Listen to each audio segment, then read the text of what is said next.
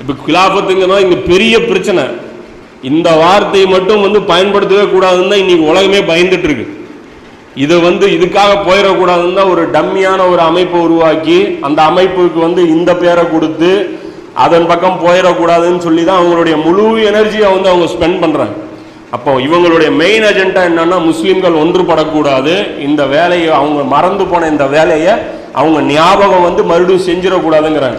இந்த முதல் விஷயம் நான் எப்படி இதெல்லாம் பேச ஆரம்பிச்சிட்டேன், இங்கே இத்தனை ஆலிம்கள் இருக்காங்க, இவங்க இருக்காங்க, இவங்கெல்லாம் கண்டுபிடிக்காது நான் கண்டுபிடிச்சிட்டு வந்துட்டேனா, எனக்கு எப்படி இதெல்லாம் தெரிஞ்சது அப்படிங்கிறது ஒரு விஷயம் புரிய வச்சிடறேன். ஏன்னா அப்போதான் உங்களுக்கு புரியும் இது என்ன மேட்ருங்கிறது.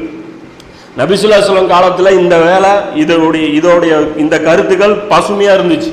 நபி ஸல்லல்லாஹு அலைஹி வஸல்லம் காலத்தில் இந்த விஷயங்கள் எல்லாருக்குமே அத்துப்படி, சஹாபாக்கள் எல்லாருக்குமே அத்துப்படி. நிறைய ஹதீஸ்கள் அதை பார்க்கலாம். இன்ஷால்லா அதை பார்க்கும்போது நீங்களே தெரிஞ்சுக்குவீங்க.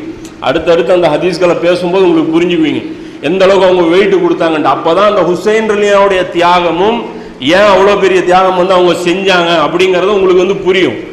அதே நீங்கள் கரெக்டாக அதை புரிஞ்சிங்க. ஒரு விஷயம் இப்போ இது புரியல, இது மட்டும் எப்படி நமக்கு தெரிஞ்சது அப்படின்னா, நபி ஸல்லல்லாஹு அலைஹி வஸல்லம் காலத்துக்கு அப்புறம் பார்த்தீங்கன்னா கொடுமையான மன்னர்கள் வந்துட்டாங்க.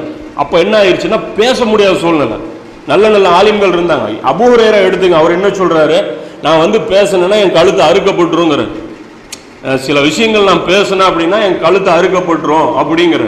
அப்போ அந்த அளவு சூழ்நிலை. அஹமது பின் ஹம்பல் அவர் ஜெயிலில் போடப்படுறாங்க, நசை இமாம் அவர் கொல்லப்படுறாங்க, ஏகப்பட்ட இமாம்கள் எல்லாருமே ஜெயிலில் போறாங்க. இந்த அநியாயத்துக்கு எதிராக, அதாவது இந்த இஸ்லாமிய ஆட்சியை யாரெல்லாம் சிதைச்சாங்களோ அதுக்கு எதிராக யாரெல்லாம் பேசுனாங்களோ அவங்க எல்லாருமே ஜெயிலில் போடப்பட்டாங்க.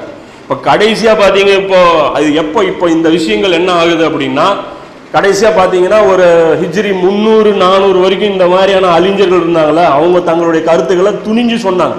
உயிருக்கு கூட பயப்படாமல் துணிஞ்சு சொல்லிட்டே இருந்தாங்க, டே இது அல்லாஹ்வுடைய வேலை, இதன் பக்கம் முஸ்லீம்களுடைய கவனம் போல, நீங்கள் இதை பாருங்க அப்படின்னு சொன்னாங்க.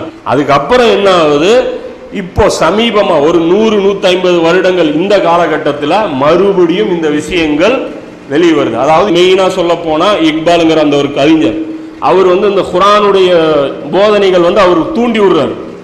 அவருடைய அந்த மெசேஜ் மூலமாக நிறைய பேர் ஆய்வு பண்ண ஆரம்பிக்கிறாங்க. அதில் மௌலானா மௌதூதி அப்படிங்கிறவர் அவரும் ஆரம்பிக்கிறார்.